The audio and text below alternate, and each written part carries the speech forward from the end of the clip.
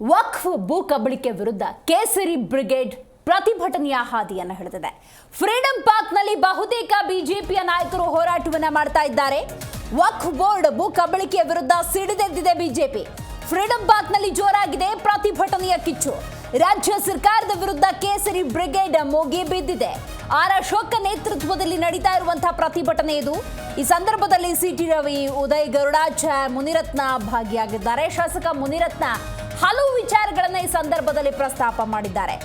ವಕ್ಫ್ board ಇವತ್ತಿನ ಉದ್ದೇಶಕ್ಕೆ ಮಾಡಿರೋ ಪಹಣಿಗಳಲ್ಲ, ಮುಂದಿನ 100 ವರ್ಷಗಳಿಗೆ ಮಾಡಿರೋ ಗುದ್ದಲಿ ಪೂಜೆ ಅಂತ ವಕ್ಫ್ ನೋಟಿಸ್ನ ಕುರಿತಂತೆ ಹರಿಹಾಯ್ದಿದ್ದಾರೆ ಮುನಿರತ್ನ. ವಕ್ಫ್ ಬೋರ್ಡ್ನಿಂದ ಈಗಾಗಲೇ ಬಂದಿರುವಂಥ ನೋಟಿಸ್ಗೆ ಸಂಬಂಧಪಟ್ಟಂತೆ ಅಸಮಾಧಾನದ ಕಿಚ್ಚು ಅನ್ನೋದು ಹೆಚ್ಚಾಗಿದೆ. ರಾಜ್ಯದಾದ್ಯಂತ ಬಹುತೇಕ ಕಡೆ ನೋಟಿಸ್ ಬಂದಿರುವ ಹಿನ್ನೆಲೆಯಲ್ಲಿ ರೈತರಿರ್ಬೋದು, ಮಠಾಧೀಶರಿರ್ಬೋದು ಆತಂಕಕ್ಕೆ ಒಳಗಾಗಿದ್ದಾರೆ. ಹಲವಾರು ವರ್ಷಗಳಿಂದ ನಾವು ಇಲ್ಲಿ ಉಳುಮೆಯನ್ನು ಮಾಡ್ಕೊಂಡು ಬಂದಿದ್ದೀವಿ, ಆ ಭೂಮಿಯನ್ನು ಕಳ್ಕೊಳ್ಬೇಕಾಗುತ್ತಾ ಅನ್ನುವಂತಹ ಆತಂಕದ ನಡುವೆ ಕರ್ನಾಟಕ ಕಾಂಗ್ರೆಸ್ ಅಂತ ಯಾವುದೇ ಬೆಳವಣಿಗೆಗಳಾಗುವುದಿಲ್ಲ, ಯಾರು ಕೂಡ ಭೂಮಿಯನ್ನು ಕಳೆದುಕೊಳ್ಳುವುದಿಲ್ಲ, ರೈತರ ಜಮೀನಾಗಿ ಉಳ್ಕೊಳ್ಳುತ್ತೆ ಅನ್ನುವಂಥ ಆಶ್ವಾಸನೆ ಕೊಟ್ಟರೂ ಕೂಡ ಅದನ್ನು ಒಪ್ಪುವಂಥ ಸ್ಥಿತಿಯಲ್ಲಿ ಬಹುತೇಕ ರೈತರು ಕೂಡ ಇಲ್ಲ, ಮಠಮಾನ್ಯಗಳು ಕೂಡ ಇಲ್ಲ.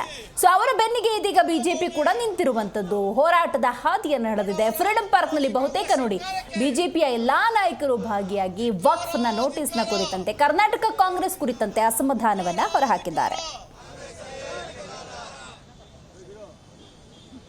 बोलो भारत माता के, ಭಾರತೀಯ ಜನತಾ ಪಕ್ಷಕ್ಕೆ, ಐಪಿಎಲ್ ಬಿಪಿಎಲ್ ಕಂಡು ಮುಂದಿರುವ ಕಾಂಗ್ರೆಸ್ ಸರ್ಕಾರಕ್ಕೆ,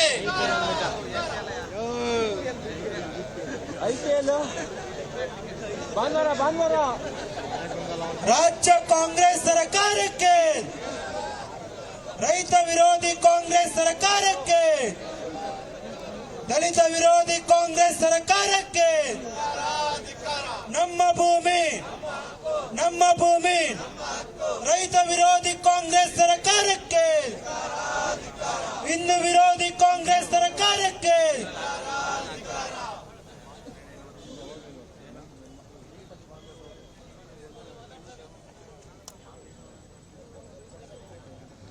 ಕಾರ್ಯಕ್ರಮಕ್ಕೆ ಬರ್ತಾ ಇದ್ದಾರೆ.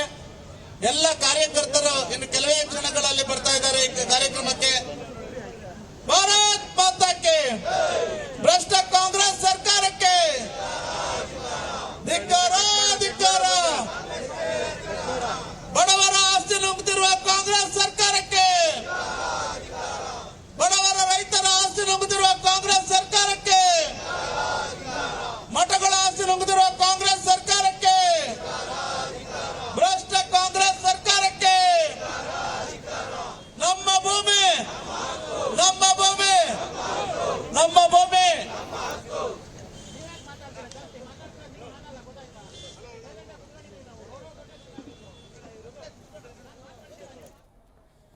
ಹೆಚ್ಚಿನ ಮಾಹಿತಿಯನ್ನ ನಮ್ಮ ಪ್ರತಿನಿಧಿ ಜನಾರ್ದನ್ ಹೆಬ್ಬಾರ್ ನೀಡ್ತಾರೆ. ಜನಾರ್ದನ್, ವಕ್ಫ್ ನೋಟಿಸ್ಗೆ ಸಂಬಂಧಪಟ್ಟಂತೆ ಬಿಜೆಪಿ ಹೋರಾಟ ಮಾಡ್ತಾ ಇದೆ, ಪ್ರತಿಭಟನೆ ಮಾಡ್ತಾ ಇದೆ.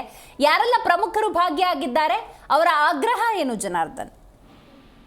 ದಿವ್ಯಶ್ರೀ, ಬೆಂಗಳೂರಿನ ಫ್ರೀಡಂ ಪಾರ್ಕ್ ನಲ್ಲಿ ಪ್ರತಿಭಟನೆ ಆರಂಭ ಆಗಿದೆ. ಈಗ ಒಂದು ಅರ್ಧ ಮುಕ್ಕಾಲು ಗಂಟೆಯಿಂದ ನಡೀತಾ ಇದೆ.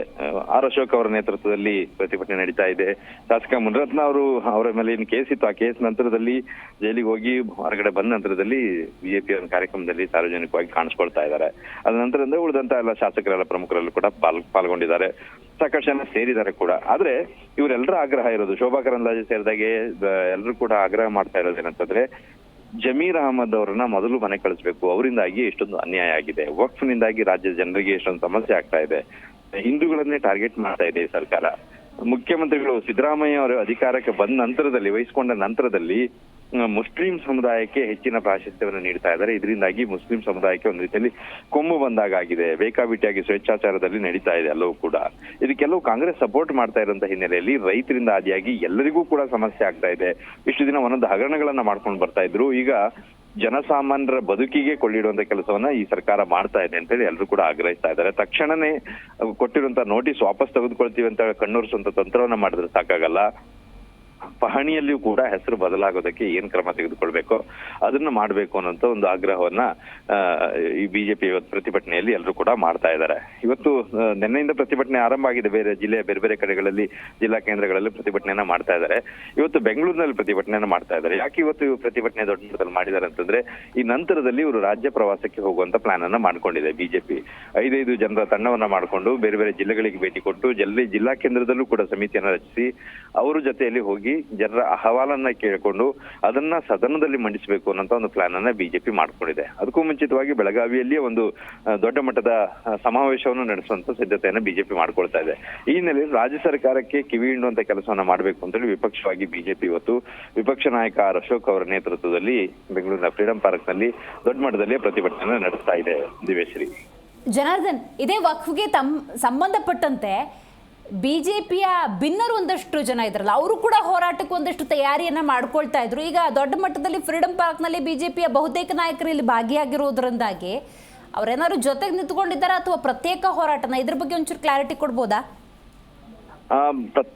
ಪ್ರತ್ಯೇಕವಾಗಿ ಅವರು ಹೋರಾಟವನ್ನ ಮಾಡ್ಕೊಳ್ಳಿಕ್ಕೆ ಪ್ಲಾನ್ ಅನ್ನ ಮಾಡ್ಕೊಳ್ತಾ ಇದ್ದಾರೆ ದಿವೇಶ್. ಯಾಕಂತಂದ್ರೆ ಈ ಹಿಂದೆ ಬಿಜೆಪಿಯಲ್ಲಿ ಹೋರಾಟ ಮಾಡದಂತ ಮೂಡ ವಿಚಾರದ ಹೋರಾಟವನ್ನ ಮಾಡಿತ್ತು ಬಿಜೆಪಿ. ಯಾವಾಗ್ಲೂ ಕೂಡ ಅವರು ಅಷ್ಟೊಂದು ಸಾಥ್ ಕೊಟ್ಟಿರ್ಲಿಲ್ಲ. ಆ ನಂತರದಲ್ಲಿ ವಾಲ್ಮೀಕಿ ನಿಗಮದಲ್ಲಿ ಆಗಿರುವಂತಹ ಹಗರಣದ ಸಂಬಂಧಪಟ್ಟ ಹಾಗೆ ಪ್ರತ್ಯೇಕವಾಗಿ ಪಾದಯಾತ್ರೆ ಮಾಡಬೇಕು ಅಂತ ಹೇಳಿ ರೆಬೆಲ್ ಟೀಮ್ ಪ್ಲಾನ್ ಅನ್ನ ಮಾಡ್ಕೊಂಡಿತ್ತು. ಆದ್ರೆ ಹೈಕಮಾಂಡ್ ಆ ಸಂದರ್ಭದಲ್ಲಿ ಅವರಿಗೆ ಬ್ರೇಕ್ ಹಾಕಿತ್ತು. ಈಗ ಬೇಡ, ಸ್ವಲ್ಪ ದಿನ ವೇಟ್ ಮಾಡಿ ಅಂತ ಹೇಳಿ ಬ್ರೇಕ್ ಹಾಕಿತ್ತು. ಆ ನಂತರದಲ್ಲಿ ಒಂದಷ್ಟು ಸಮಯ ಕಳೆದ ನಂತರ ಈ ಒಂದು ಹಗರಣ ಸಿಕ್ಕಿದೆ. ಈ ಒಂದು ವಿಚಾರವಾಗಿ ಪ್ರತ್ಯೇಕವಾಗಿ ಯತ್ನಾಳ್ ಅವರೇ ಅಲ್ಲಿ ವಿಜಯಪುರದಲ್ಲಿ ಆರಂಭ ಮಾಡ್ತಾರೆ ಹೋರಾಟವನ್ನ.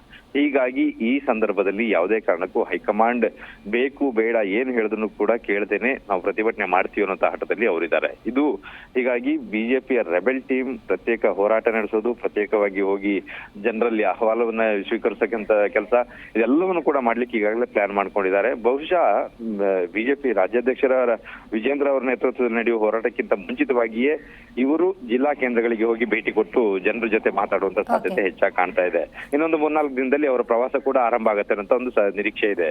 ದಿವೇಶ್ರೀ, ಜನಾರ್ದನ್, ಮೂಡಾ ಮತ್ತು ವಾಲ್ಮೀಕಿಯನ್ನ ಹೊರತುಪಡಿಸಿದ್ರೆ ಬಿಜೆಪಿಯ ಬಹುತೇಕ ಎಲ್ಲಾ ಹೋರಾಟಗಳು ಗಂಟೆಗಳಿಗೆ 4 ಜನ ಹೇಳಿಕೆಗಳಿಗೆ ಅಷ್ಟೇ ಸೀಮಿತವಾಗಿತ್ತು. ಹಾಗಾಗಿ ಈ ಹೋರಾಟ ರೈತರಿಗೆ ನ್ಯಾಯ ಕೊಡಿಸುವಂತ ಇಚ್ಛಾಶಕ್ತಿಯನ್ನ ಹೊಂದಿದೆ ಅಂತ ನಂಬಬಹುದಾ? ಖಂಡಿತ ಇಲ್ಲಿ ಆ ಒಂದು ನಿರೀಕ್ಷೆ ಕಾಣ್ತಾ ಇದೆ. ಕಾರಣ ಏನಂತಂದ್ರೆ, ರಾಜ್ಯ ಸರ್ಕಾರದ ವಿರುದ್ಧ ಹೋರಾಡಬೇಕು ಅನ್ನುವಂತ ಬಿಜೆಪಿಯ ನಿಲುವಿನಲ್ಲಿಯೇ ಎರಡೆರಡು ಬಣ ಇರೋದ್ರಿಂದ ಅವರಕ್ಕಿಂತ ಮೊದಲು ನಾವು, ನಮ್ಗಿಂತ ಮೊದಲು ಅವರು ಅನ್ನೋ ರೀತಿಯಲ್ಲಿ ಇವ್ರ ನಡುವೆ ಪೈಪೋಟಿ ಶುರುವಾಗಿದೆ. ಈ ಹಿನ್ನೆಲೆಯಲ್ಲಿ ನಾವು ನ್ಯಾಯ ಕೊಡಿಸಿದೀವಿ ಜನರಿಗೆ ಅನ್ನುವಂತ ಒಂದು ಭಾವನೆ ಜನರಿಗೆ ಬರಬೇಕು, ಹೈಕಮಾಂಡ್ಗೂ ಕೂಡ ಮೆಸೇಜ್ ಹೋಗ್ಬೇಕು ಅನ್ನೋಂತ ನಿಟ್ಟಿನಲ್ಲಿ ವಿಜೇಂದ್ರ ಅವರ ನೇತೃತ್ವದ ಟೀಮ್ ಕೂಡ ಒಂದು ಪ್ರಯತ್ನವನ್ನ ಮಾಡ್ತಾ ಇದೆ. ಈ ಕಡೆ ಯತ್ನಾಳ್ ಅವರ ಟೀಮ್ ಕೂಡ ಪ್ರಯತ್ನವನ್ನ ಮಾಡ್ತಾ ಇದೆ.